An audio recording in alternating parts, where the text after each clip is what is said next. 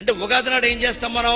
పచ్చడి తింటాం. గమనించండి, ఉగాది నాడు పచ్చళ్ళు ఏముంటాయి? తీపి, కారం, ఉప్పు, పులుపు, చేదు, వగరు. 6 రుచులు ఉన్నాయంటే అర్థం ఏంటంటే ఆలోచించండి. ఉగాది నాడు ఈ పచ్చడి తినాలి, ఉగాది నాడు ఈ పచ్చడి ఏమైనా సెంటిమెంటా?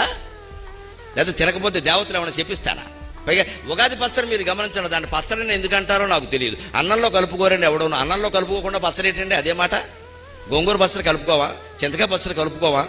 వంకాయ పచ్చడి కలుపుకోవా? మరి ఉగాది పచ్చడి ఎవడో కలుపుకోడే? కలుపుకుంటే విచిత్రంగా చూస్తారు, అది కలుపుకుంటున్నాయి. మరి కలుపుకోనప్పుడు పచ్చడి ఎలా అయింది?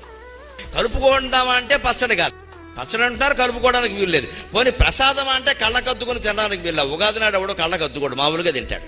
ఎందుకంటే ఉగాదికి దేవుడు లేడు.